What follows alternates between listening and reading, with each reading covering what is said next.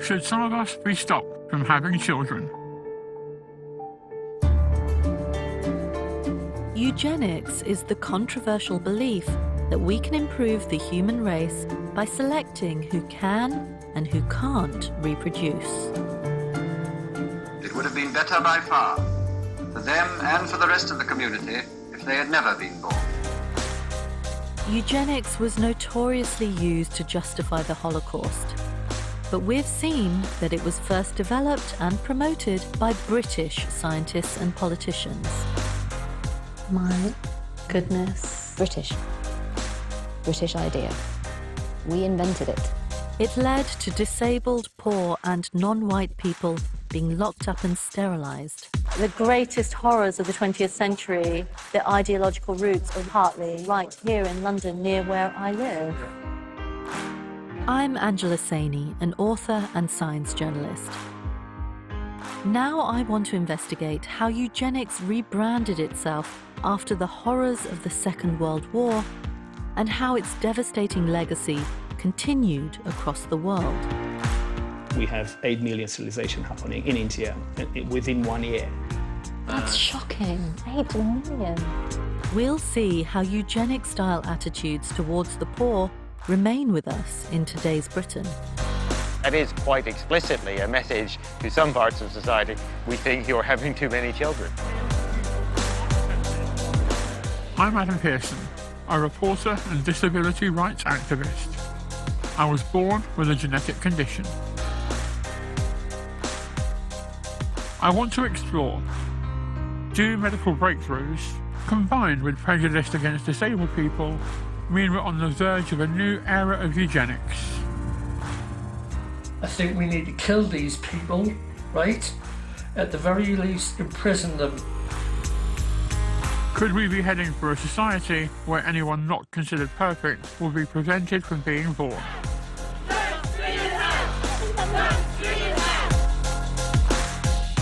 If you're telling me that a world without me is a better world, what does that say about me? That's eugenics, isn't it? Exactly. Philosophically, it's a minefield. A complete minefield.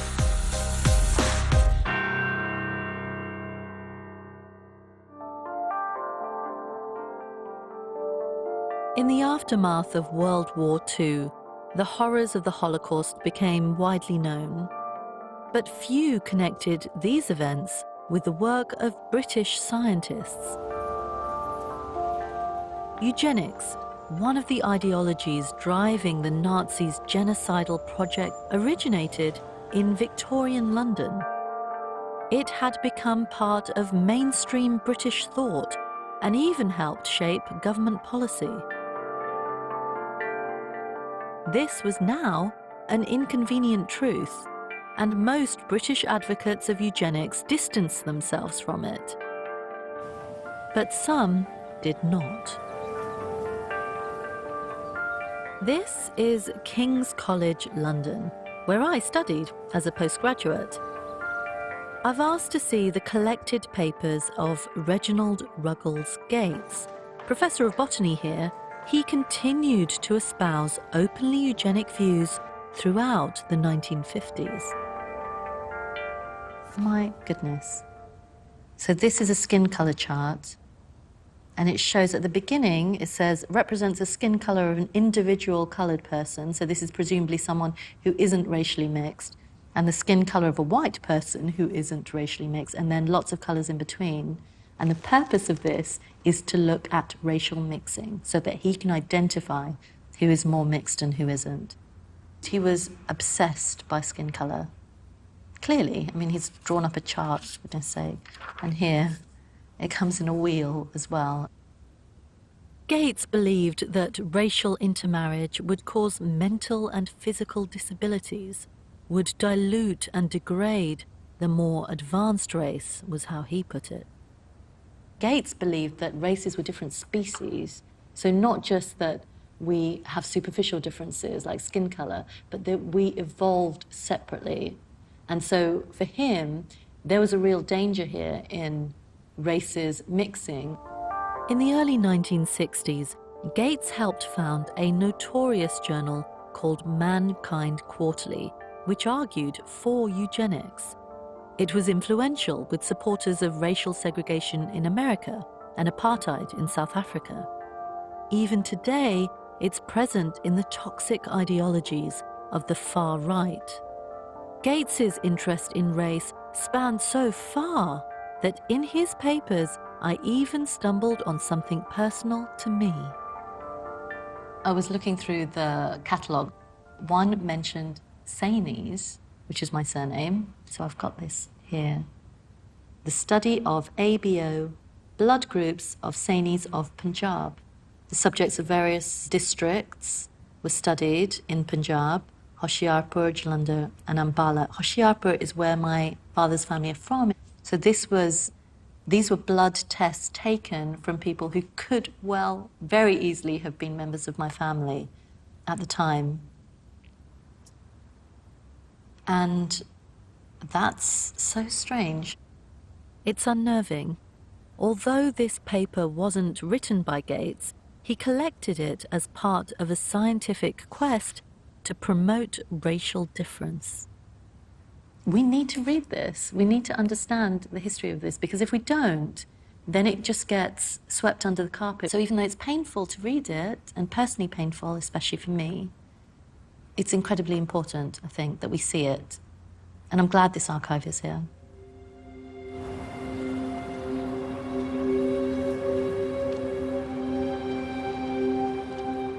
Investigating eugenics, I knew I'd uncover stories of people whose lives had been deeply damaged.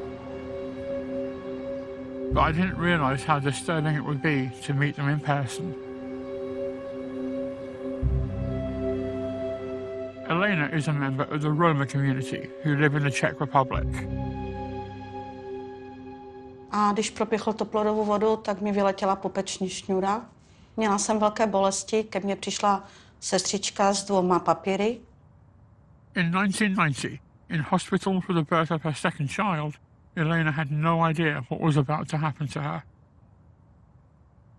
V těch velkých bolestech jsem vzala ten papír, podepsala jsem to a absolutně nevím, co tam bylo. Poté jsem zase usla a vlastně potom na druhý den mě dali na normální pokoj, kde přišel pán primář a řekl mi, já jsem se ptala, co se stalo, a on mi řekl, že mi udělali sterilizaci. Tak já jsem začala brečet a ptala jsem se, co to znamená. On mi řekl, že už nebudu mít nikdy děti. Bylo mi teprve 21 let. A taky jsem se ptala ohledně nějakých finanční odměny. Nikdo se mnou o tom nechtěl mluvit a vyhodili mě ven. She was told later that as her previous 2 children had been born via caesarean section, she was sterilised to prevent further risky pregnancies. But she was never consulted, and soon found out that other Romani women had had similar experiences. A ženy vyprávěly své příběhy a byly i docela smutné, protože sdělovali ve svém životě, například opustil manžel. Why do you think you were sterilised? Tak nabízeli to proto, aby se nerodily romské děti. Oni nechtěli z vrchu, jakoby vláda, asi pravděpodobně to bylo řízené, aby to ty sestřičky nabízely těm ženám, protože nechtěli, aby se rodily romské děti. Why Romani women in particular? Tak nechtěli, aby bylo jako majorita určitě nechtěla, aby byla větší populace Romů.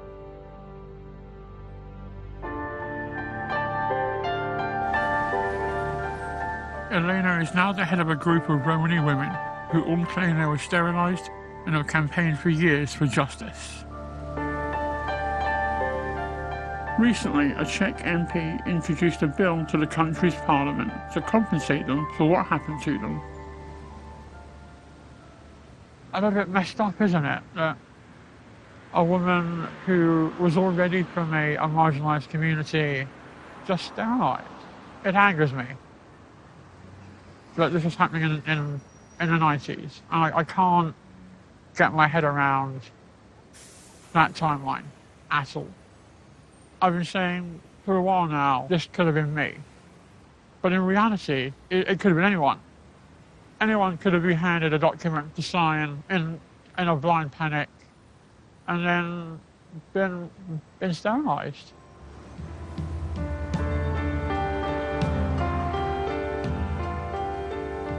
It's a little-known fact that sterilisation policies carried on in many countries after the war.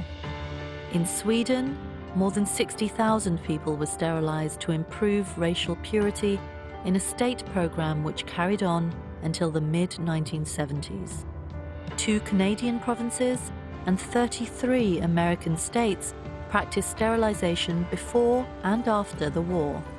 North Carolina alone sterilised more than 7,000 people. Historian Marius Turda has investigated how sterilisation programs were the result of years of lobbying by American and European eugenicists. He begins by telling me about Carlos Blacker, the General Secretary of the British Eugenics Society from 1931 to 1952.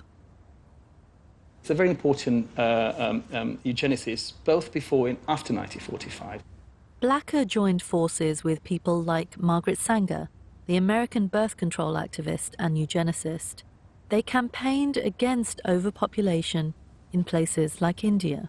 By 1952, they all convened in Bombay, India, to actually convince the Indian governments that the only way to deal with poverty is to diminish the fertility rates. We need to bring some form of eugenic therapy, inverted commas, to countries such as India. And the Indian government is finally persuaded. The Indian government offered cash to its citizens to get sterilised. I mean, these are enormous figures. So just in this one place in Madras, between 1956 and 1962, more than 55,000 people were sterilised. In the 1960s and 70s, as India suffered natural disasters and famine, the American government and aid agencies made it clear to the Indian authorities that if they wanted aid, they would have to control the population. Lyndon Johnson told one of his advisors, "I'm not going to piss away foreign aid in nations where they refuse to deal with their own population problems." The message got through. In the mid-1970s, Indian Prime Minister Indira Gandhi suspended democratic rule, and her son, Sanjay Gandhi, led an extraordinary campaign to reduce the country's birth rate. And by 1976, 1977, we have 8 million sterilisation happening in India within 1 year. It's shocking. 8 million. I can't... Yes, it is quite a number. It's shocking to me that I don't know that. You can imagine how many, yes. The Indian government didn't call this policy eugenics. It was framed as an answer to famine. But human rights critics argue that the burden of sterilisation fell heavily on India's poor, echoing the history of eugenics. We have stories about bulldozers going into very poor neighbourhoods and, fishing out the men and sterilising them. And I mean, there's no speculation that up to this point, maybe we're talking about 40 million people sterilised in India. So since 1950s to these days. It's important not to damn the whole population control movement. They weren't all eugenicists. Many were driven by sincere environmental concerns or to improve women's access to birth control. Not all of these people are eugenicists. There are a lot of people interested in population issues who are not eugenicists. However, it was the big figures in this movement, at least in the 1950s, had that eugenic inclination. Well, I think one thing that is recurrent in the story of eugenics throughout the 20th century is that the target always seems to be the poorest, whether that's the poorest within British society or whether that's the poor wherever they happen to be in the world. Just goes to show that that element of wanting to get rid of poor people, one way or another, remains, and in some ways is the darkest element of eugenics, that only the wealthy should be allowed to have children. that has never changed. That's been the constant throughout.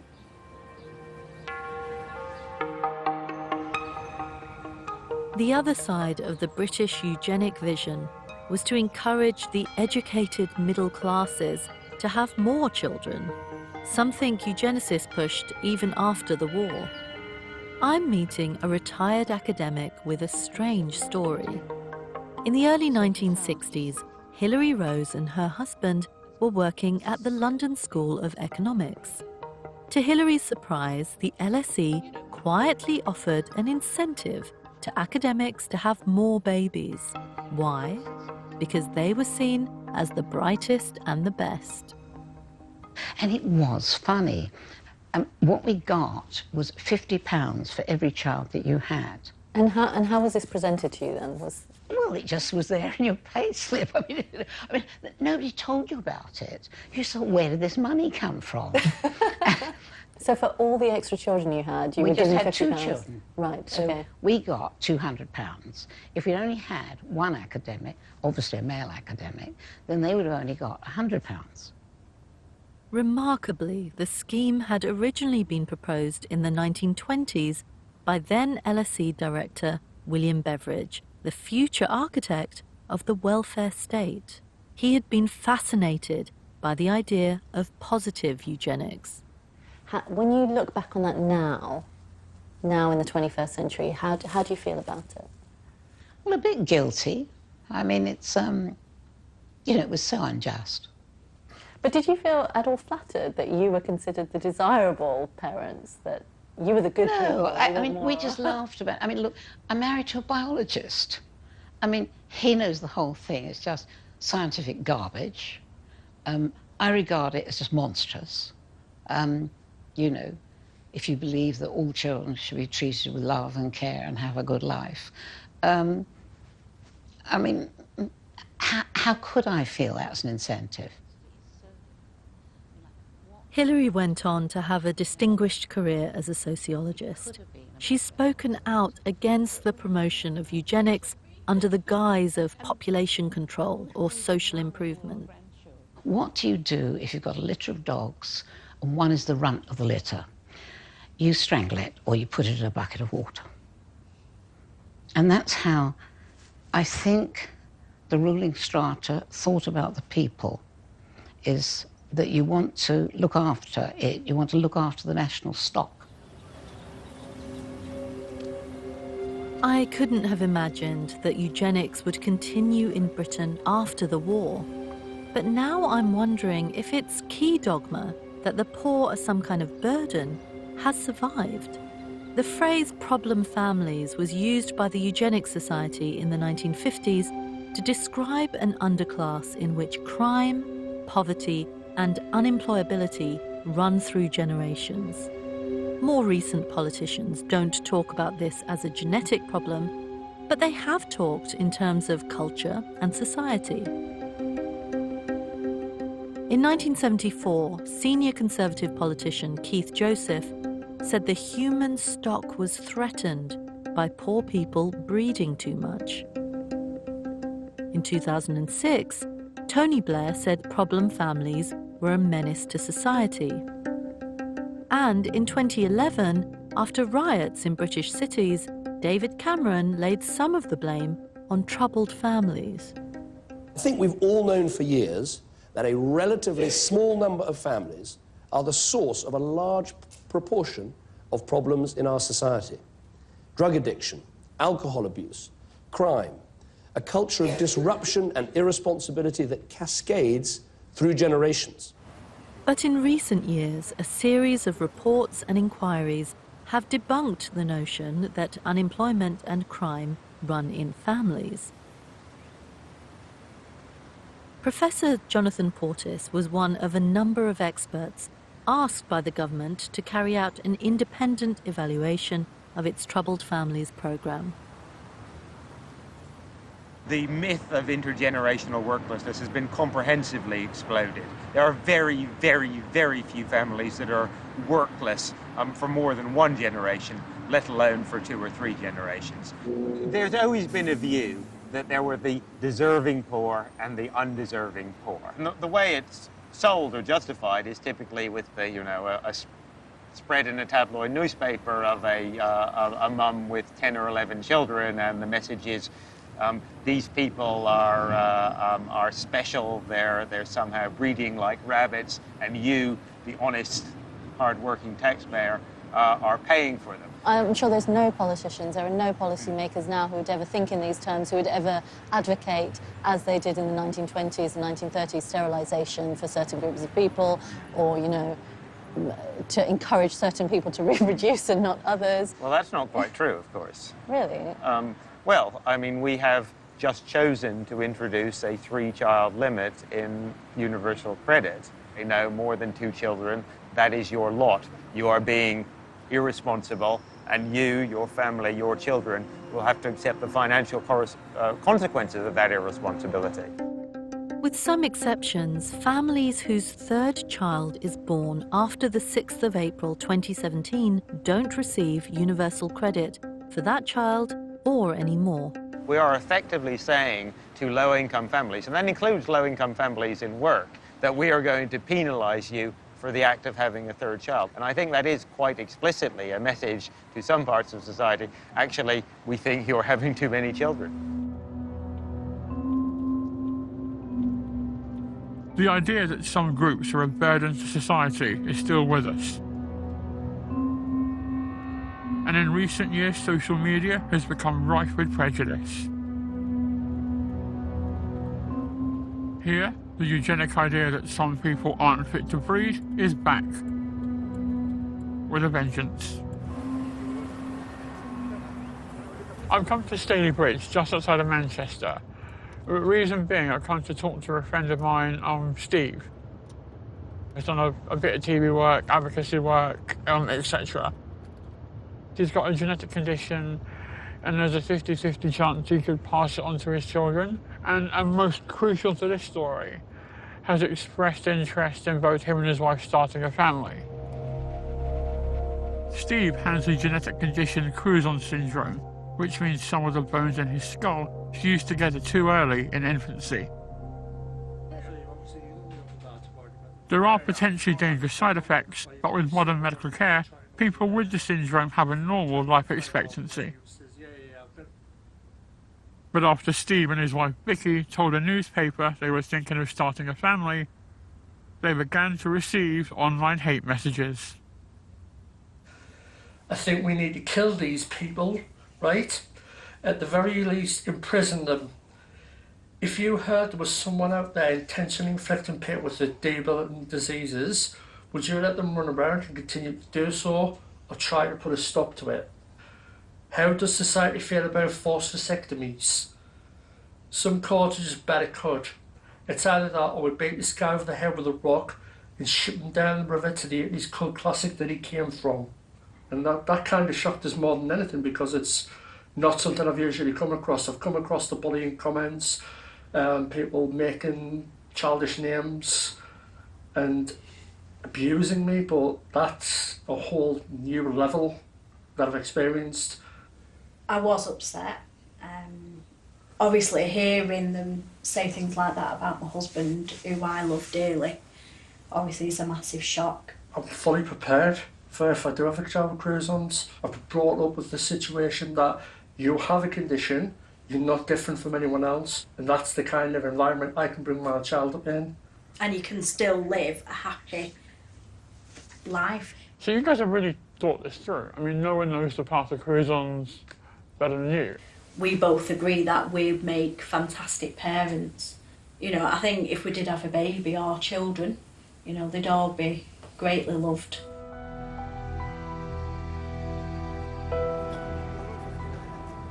I'm really angry right now. I want to know when did we as a human race decide when it was okay to say who can and who can't have kids. And it's made all the more infuriating by the fact that these are people I know. This is like a really good mate of mine and his wife, who, for wanting to start a family, which is like a perfectly normal thing, are just subject to such scrutiny and vitriol.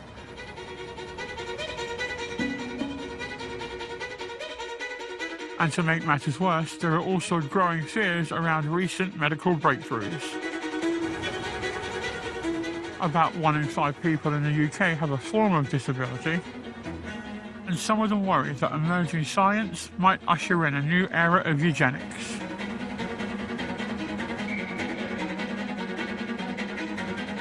Sarah Lytle was born with albinism and is almost completely blind. She's also a genetic researcher and is concerned about the potential misuse of medical advances. What is the medical landscape like at the moment? What's been developing a lot over the past few years has been screening. So I think the most prominent example people will know about is Down syndrome screening in pregnancy. Today, an estimated 90% of Down syndrome pregnancies are terminated. Advocacy groups like the Don't Screen Us Out campaign are concerned that one day people with Down syndrome will be eradicated from society. And now a new technique is available that could expand screening hugely. Now we can do non-invasive antenatal genetics, which basically where you take a blood sample from the mum and you're basically, because there's a very small amount of DNA from the baby is going to be circulating in mum's blood. So actually by taking a sample of blood from mum, we can now look at, are there certain genetic changes in the baby? And at the moment, this is mostly being done in a targeted approach. So like a family might have one child with cystic fibrosis, which is, a life-limiting condition. They might say, we don't want a second child with cystic fibrosis. So at the moment, I think it's still very much based on if you know your family has a condition. But who knows whether in future this would just become a much more broad approach, where you say, actually, we screen for every potential genetic mutation there is, and then we actually, I don't know how many embryos would be left in the end. We'd actually have to rule out probably about 1/10 of all pregnancies. Could this mean that in the future there'll be fewer people like me and these children? We share the same genetic condition, neurofibromatosis type 1, or NF1. It's caused by a mutation on a single gene. This causes benign tumours to appear. Mine are on my face, but they can form anywhere, causing many different complications. You eat pizza as well? Screening can now detect NF1 in embryos, and couples can choose not to go ahead with pregnancies. I asked the mum of 8-year-old Ellie what she thinks. This is, I think, really, really tough. Yeah. When you're thinking about it from a eugenics point of view, you're thinking about what genetic issues do you not want to carry on populating, but you're missing out on what potentially could you have that's aside from that. And I think to view a person's life as a catalogue of medical appointments really misses out on all the other stuff that matters far more. Some disabled people fear screening will ultimately remove them from society, which is what eugenicists have always wanted. I'm with the Litchi family. Mum, Dad and both children are all deaf. We're getting to the stage now medically where we can start screening for things like deafness. Is that a good idea? No. I was really angry when I first heard that they were able to look at the genes of a baby or an embryo and then get rid of the deaf genes. And I thought, do you think that deaf people's lives aren't worth living? Does that mean deaf people are lesser than hearing people? And I felt very offended by that. I believe deaf people have a lot of life to live and a lot to offer and provide to society. I feel targeted because all that campaigning for human rights, for rights about, for example, black, white people, gay, straight people, it just feels like all that campaigning for all of this equality law actually doesn't mean anything because disabled people are being targeted by this. Yeah, I feel like two stories, you know? At one hand, we're valued and we should have equality, and on the other hand, we shouldn't have existed in the first place.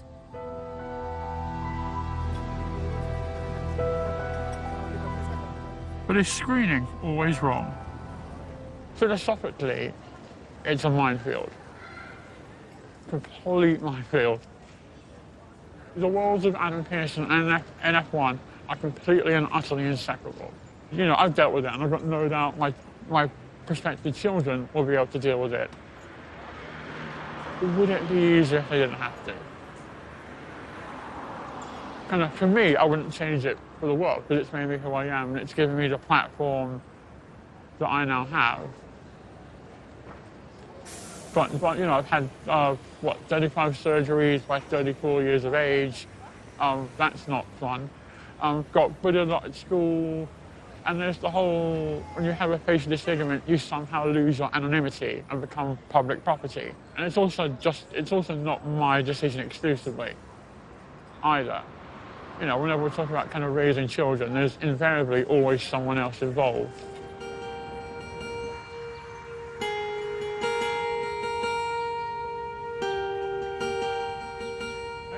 I want to meet people who use screening to avoid passing on a hereditary condition. Nice to meet you. I'm meeting the Kiyotchi family. Dad Michael, like me, has NF1. So, much like me, you have NF1, but it's affected us in very different ways, obviously. I've got a lot of fibroma on my face and upper body. How has it affected you? So I've got quite a few like fibromas as well. Yeah, so I've got the fibroma here. I've got a few. I've got them like all down my back. I just look like I've got a lot of extra nipples all over my body, generally on my back. But I think apart from that, I'm still quite clumsy. And I think Emma will probably tell you that sometimes my short-term memory's not brilliant. I can get quite forgetful at times. Yeah, very. I'm clumsy as hell. So we have that in common. Their first son, Josh, was conceived naturally. He has inherited the NF1 gene. So he's 13 years old now. And how has NF affected Josh?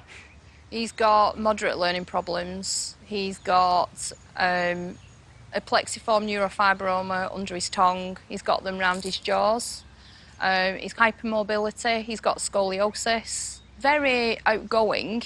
He doesn't let anything stand in his way. But I think he's starting to realise now, doesn't he, that he's a little bit different. After Josh was born, Emma and Michael heard about a pioneering new medical technique called pre-implantation genetic diagnosis, which involves creating embryos using IVS. On average, in cases like the Kiyotchis, half will carry the NF gene and half won't. Doctors select the embryos without the faulty gene and implant them in the mother's womb. I think with us, they reimplanted 2, and then that's how we ended up with Oliver. Nice. Yeah. And there's the debate that rages on is, are we ultimately screening out disability? How was the response in the NF community? Well, we did have a few people that said that they didn't agree with what we were doing, which I did struggle with for a while, but I have no regrets. But do you understand the point they're making? That Yeah, I do. are we or aren't we screening out disability? I do understand that, but why should a child suffer unnecessarily if they don't have to?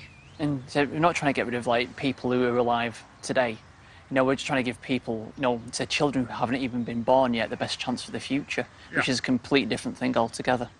No, completely. I mean, I do wonder sometimes if I've given Michael and Joshua the idea that maybe I was saying that they weren't good enough, but I was just doing it to have a healthy child.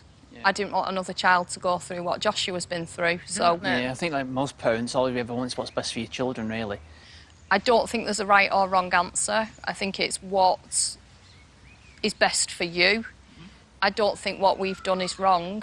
Everyone makes their own decisions. Yeah, I think everyone's circumstances are different. Everyone's had different experiences. So currently this technology is being used to screen for things like NF and Huntington's. But the big debate is that the further advanced it becomes, the more possibilities there are. And it could stray off into a kind of design your own baby area. Where do you think the line should be drawn? I think we've got it right in the UK at the moment. I mean, when you go for your PGD, there's not like a shopping list to, do you want a boy or a girl, what colour eyes and hair do you want them to have? It is solely basically to make sure that the baby's healthy, doesn't, have the same problem that you have yourself.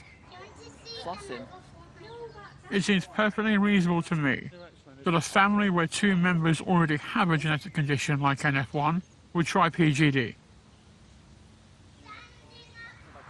I really like them, and they've really thought it through. They just ultimately, as parents, want the best possible life for their kids, which is what any parent wants and isn't unreasonable. And I get it. I would probably make a very similar choice in their situation. And I understand the objection that if we start screening out disability, what does that say about how we value disabled people? I don't think that's what's happening with PGD. I think there's a definite line that's been drawn in the sand. Where this all starts to become a bit more eugenic in its practice is when you go from trying to relieve suffering and slowly creep towards enhancing and altering humans.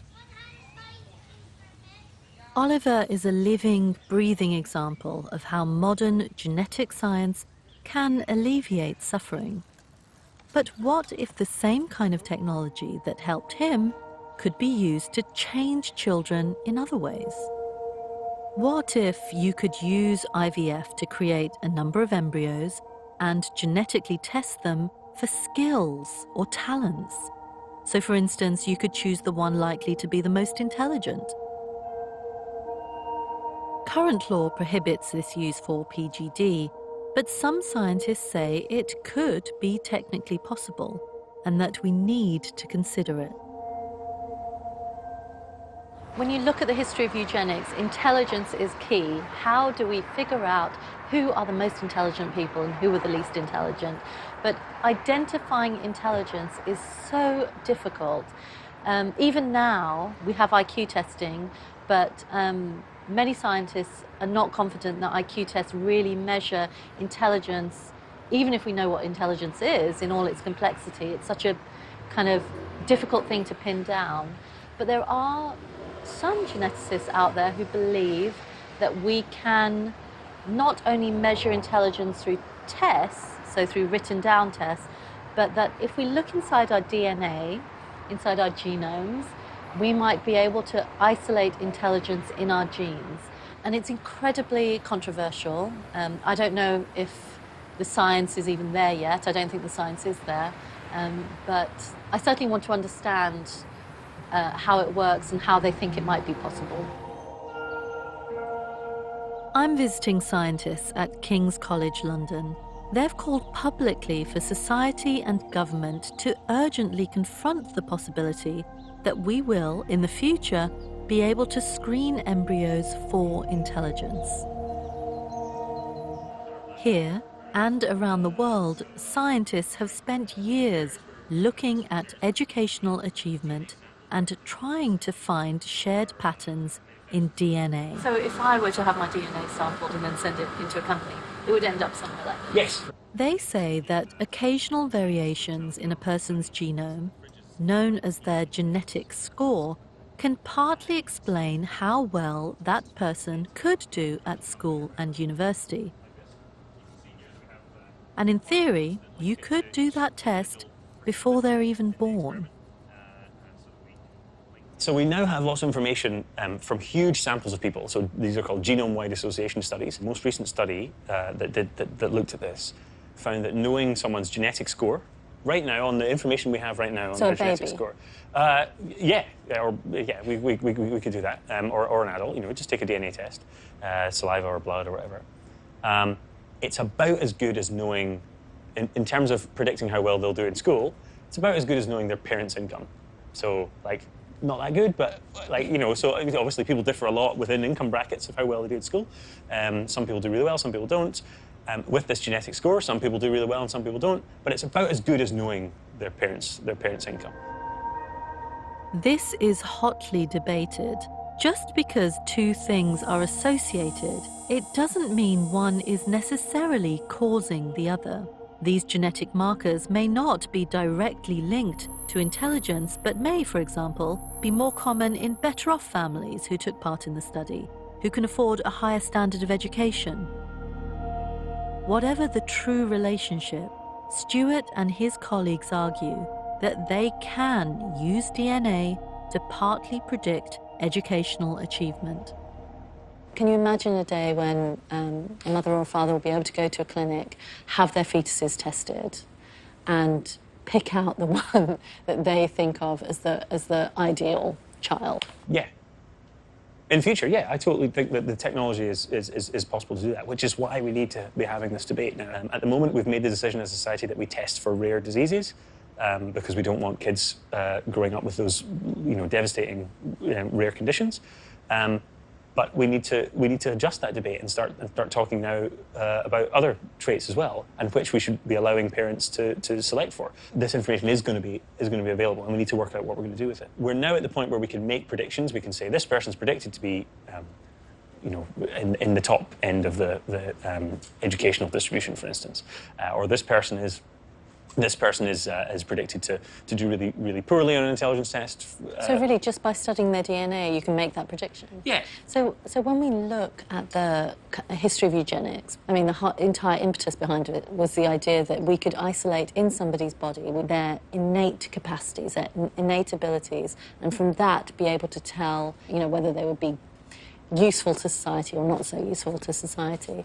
Do you feel that genetics now is getting towards that? No, because science doesn't tell us anything about whether people have any kind of innate worth or value or anything like that. That's completely outside of the realm of science. We have to make judgments about that. My personal view is that everyone has equal worth no matter what their intelligence test score. They're just differences, that's all they are. And we have to work out ways of dealing with that. I mean, on the surface of it, you could say, if you could screen out a very damaging condition, something that might shorten your child's life or cause them severe disabilities in the future, then why would you not want to be able to do that? So to go one step further and say, well, now that we can screen out for these diseases, perhaps we can screen out for more everyday diseases, and perhaps after that we could screen for the genes that might make you have a certain eye colour or a certain hair colour or a certain level of intelligence. And why then wouldn't you want to do that as well? If you're going one step, why not go all the way? Logically, then it's hard to fault that because we've already started walking down that path.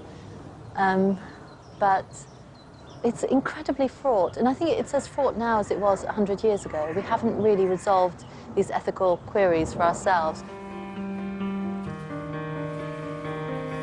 I've learned so far that today's genetic technologies are only used to ease suffering. But as science advances, it puts current regulations under more and more strain. And of course, regulations can be broken. This is the Francis Crick Institute in London. I'm here to quiz Britain's top geneticist about a scientific scandal that shocked the world. It concerns a revolutionary new technique known as gene editing, and it's raised the spectre of unborn children being genetically enhanced, a eugenic dream. And it was all to do with this man. In November 2018, Chinese scientist He Jiankui, or JK as he refers to himself, stunned the world when he made an announcement at a genetics conference in Hong Kong. First of all, that we didn't know when he accepted the invitation to come and speak to us any of the work that he's now going to talk about. Leading British geneticist Robin Lovell-Badge was one of the conference organisers. His hero is Bob Edwards, the pioneer of in vitro fertilisation. He told me that he wanted to emulate this. He wanted to do something that would be of benefit to millions of people.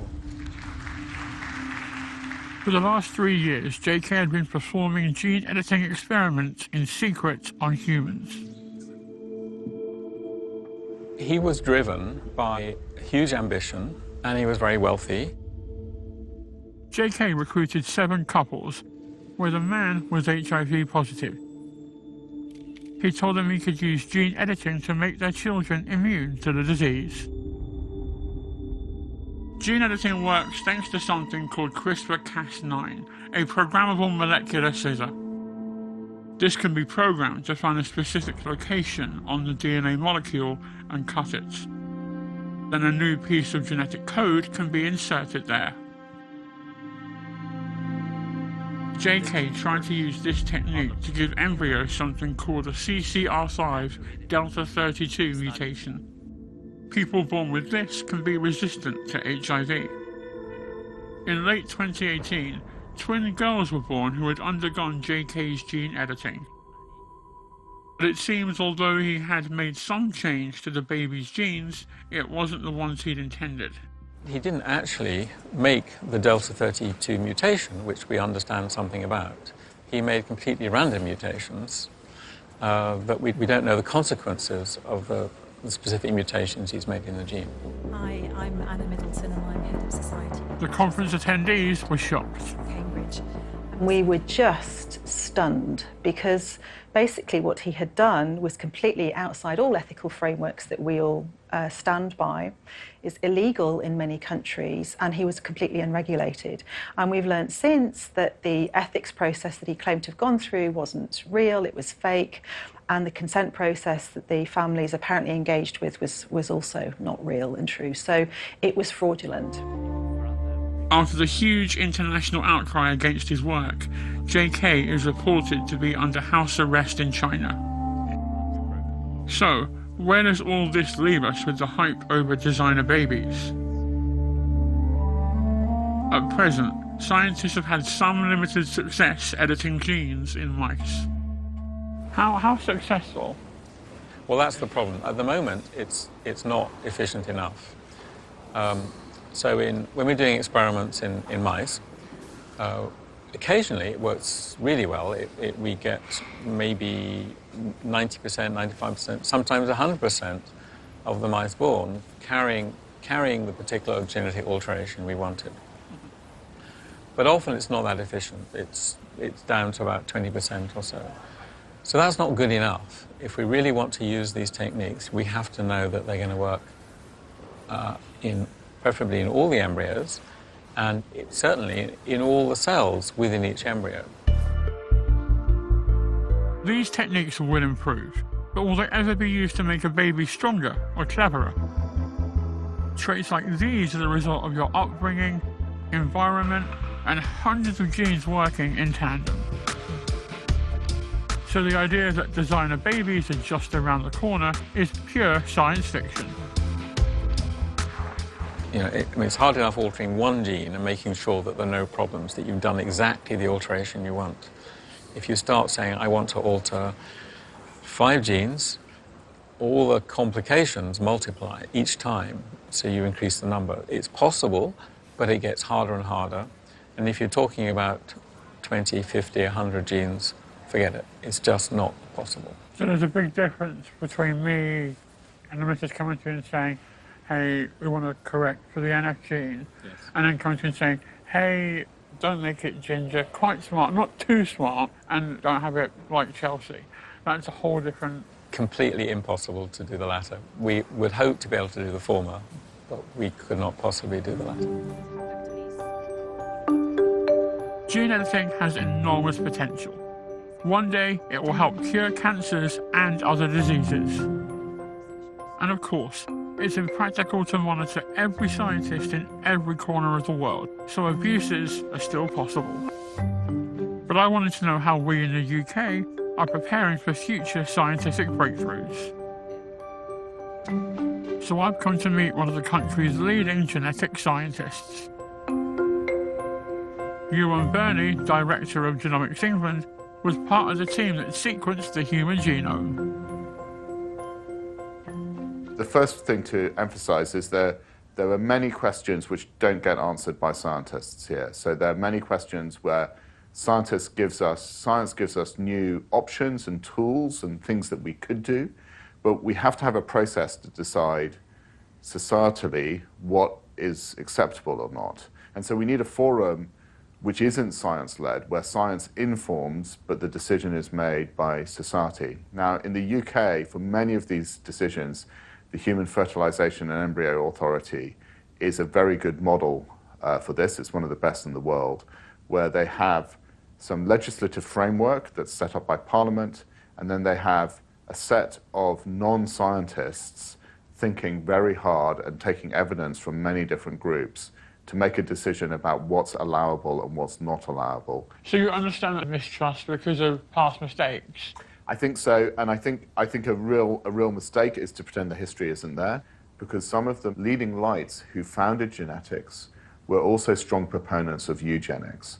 So it's part of our history that we have to understand and own, and we have to be cognizant that people can make these arguments again, and then we need to understand and be able to rebut them both scientifically, but also engage with people in society to show that we understand what we're doing and how our tools can be used.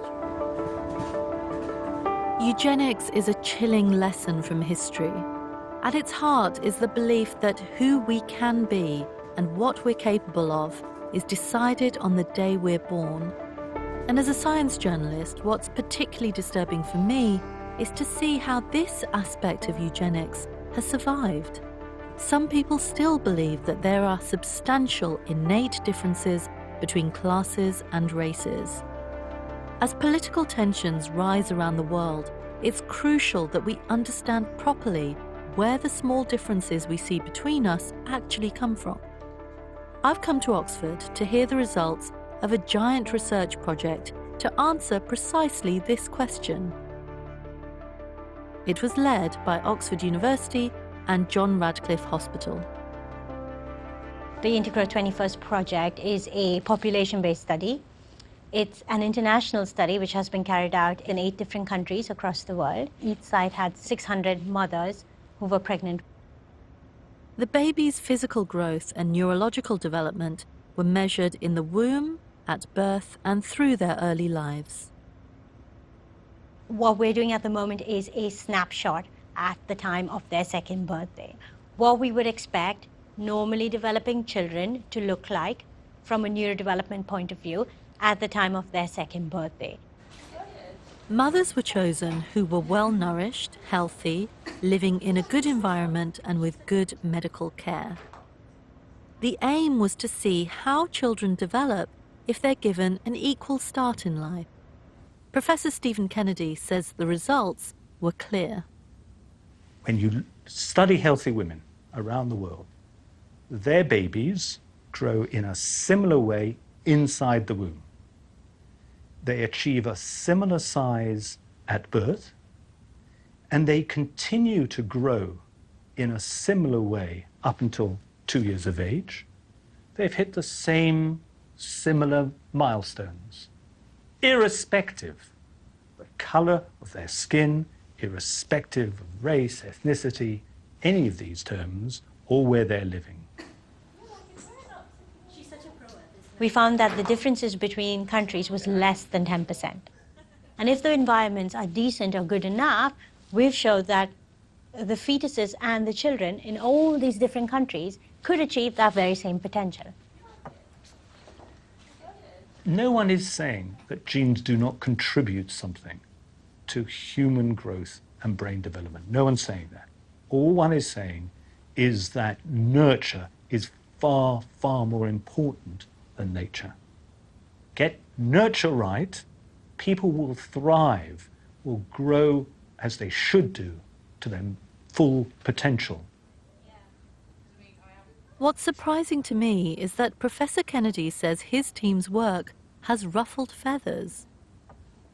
It's generally believed that there's an association between a mother's skin color and how well children grow inside the womb. Really? Where is it generally believed that this is the case? In the scientific community and certainly in the lay community. That's quite shocking. They visit rural India and they see that the children are stunted. They don't ask themselves, the question, why are these kids stunted? It's got nothing to do with the mother's genetic inheritance. It's got everything to do with the fact that the mother may be malnourished, just as her parents and her grandparents were. So you think there are still people within the scientific community, then, the mainstream scientific community, who do cling to these ideas that populations are different, that there are some kind of fundamental differences between people of different class or different race? Absolutely. This is the belief out there. What your study really shows is that that's not the case. We are pretty much all the same. We're all the same.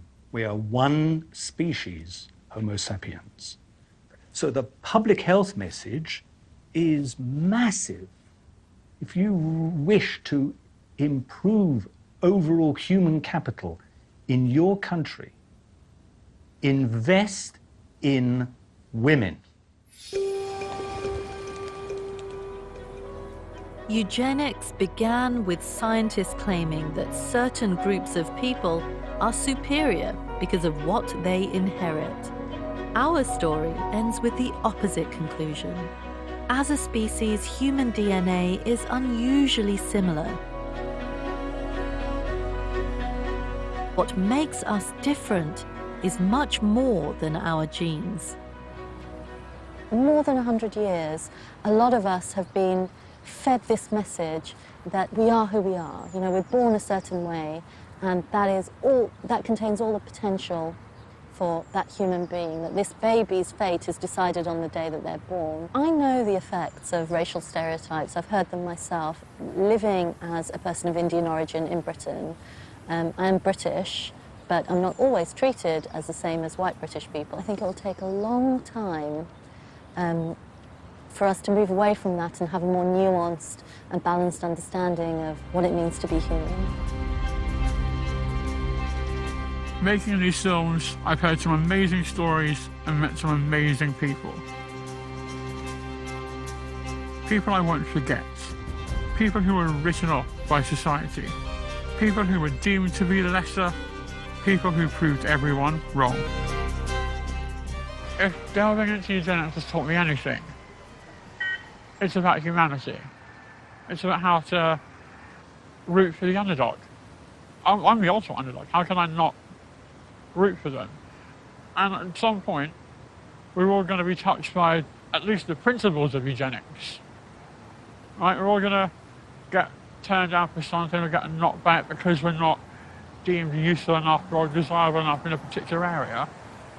And it's a case of, how do we respond to that? How far do we go to attain this false narrative of perfection?